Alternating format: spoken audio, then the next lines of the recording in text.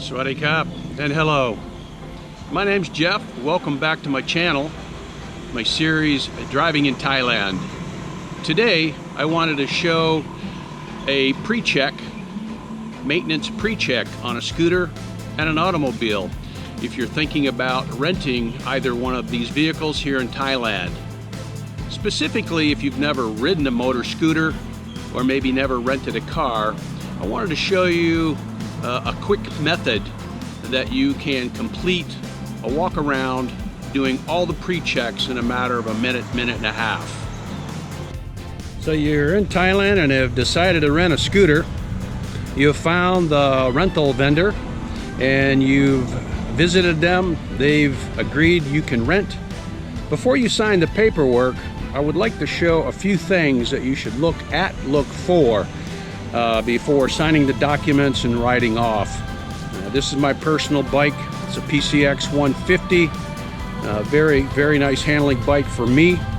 But you want to make sure, depending on your size, that you get a bike that is fitted for you. Not too small, not too big, too much power. Maybe if you're a large person, maybe 125 is too little. So you make those decisions and you've seen something you like. What I recommend that when you mount your bike, you want to turn it on, check the odometer, look at all of the warning lights, make sure everything is working. You can turn your four-way flashers on, those are working. Check your blinkers, and the person at the vendor, they can help you do these light checks also. But you do want to make sure everything is functional. Another thing you want to do is make sure you record the mileage. Take a video of the mileage, and it should be written on your contract. Before you leave, you can just verify that everything is good. While you're sitting on the bike, you can check your mirror. It's not broken, it's good, it's functional. Your right mirror, not broken, good, functional. On this PCX, you have idle, stop, and idling. So if you come to a light and you want to conserve gas, you can go idling, stop. And then when you're at the light, the bike will shut down. When you get a green light and start the throttle, it will automatically turn back on. Should you choose not to use that feature, just flip it to idling, and wherever you're at a stop, your bike will stay in idling mode. I ride idling stop. Here you have your horn or your four-way flashers, and then below is a start button, your brake reservoir, brake fluid reservoir. Make sure you got good fluid. And then over on the left handlebar, you've got high beam, low beam. These are your lights. You have your horn and then your directional signals. Turn left. Once you're done, you just push it and it will stop. Push it to the right, it blinks. You're done. Just push it and it will stop. The left brake handle is for the rear brake, and the right brake handle is for the front brake. You want to make sure these are good. And then once you've checked all of this, and I'm going slow for you, this won't take you very long. You can dismount your bike, and then you want to do a full walk around. And my system is I do a look left, right, top, down. So again, if you see any scratches, dents, anything, any damage, you want to record that. So you look, and I've got a scratch here, you can see it. You want to record that. You want that on record. So you just look, bike looks good. Maybe check your foot pedal, make sure that's functional. And while the bike is in position at the vendor, just look underneath, make sure you see no oil on the ground. Or if it's a water-cooled bike, make sure there's no water. The other thing too, just take a quick look at the shock, looks fine. I always look at the outer rim, the outer edge of the rim. I look for any dents. If that rim is dented, somebody has hit a curb at a high speed and it may not ride good and may not technically be a safe ride for you. So again, we're coming up to the front. I look top down, my windshield, my visor, it's not cracked, looks good. Four-way flashers are working. My lights are on. The front fender's good.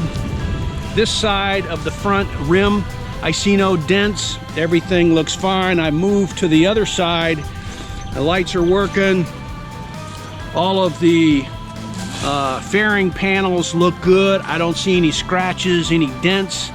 I checked my foot pedal, is good. And here I'm looking at the outer rim. This side, I don't see any dents. And again, I don't see anything here. I moved to the back. Blinking four-way flashes are on. It's got the license plate. Rubber looks good. This is one thing you definitely want to check. This is good rubber. I just put this tire on a couple thousand kilometers ago. Some of these rentals in the shadier places may give you a bike with bad rubber. So definitely make sure your tires are in good shape. Most bikes you'll rent, you will never see a box on it. You don't have to worry about that. And that would complete the visual inspection of the bike.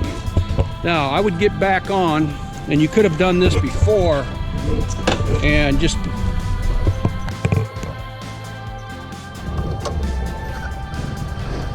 make sure it's got good power. And if you throttle, you want to hold the brake. You want to do a brake check. Just make sure that the brakes are going to hold. I would put my left hand here and then throttle a bit and just make sure that brake will hold. That would be an initial brake check. And if you're satisfied with it, good to go, just do a follow-on check as soon as you drive off that vendor lot. Now let me show you the documents. You want to make sure they're on the bike somewhere.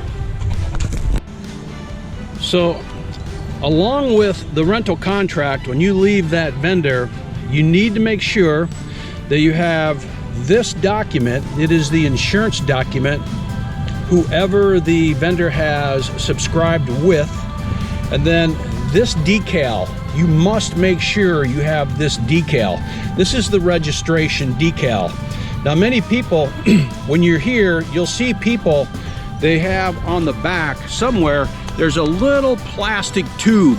It's attached to the fender. Some people put them in different places, but they put that decal in that so it's exposed. I personally keep mine inside the seat compartment secured. I feel much better with it there. The officer, if you get stopped, may not ask for it, but more than likely he will. Some decals, people will put them here on the fairing. You'll see up here on the windshield, they'll have a decal. So you're gonna see many places, and I've never figured out truly and legally by law where it's supposed to be posted, but I've never had any issues keeping mine in my seat compartment. Now, if you want to get into the detail here and just make sure everything is the T's are crossed and the I's are dotted, there is a manufacturing serial number on this document, and also the same serial number, vehicle serial number on this insurance document. If you just wanted to make sure, and we're really getting in the weeds now, you probably would have to do this, but just so you know, on the Honda PCX and probably the other Hondas, back here in the seat compartment, there's a data plate right here. That's where your serial number is. So you can look at that data plate, look at your paperwork, everything looks good. If you've done your pre-check and you're satisfied, you're good to go. You can ride off confidently that this bike is registered, it's licensed, and according to you, maintenance-wise, it's roadworthy.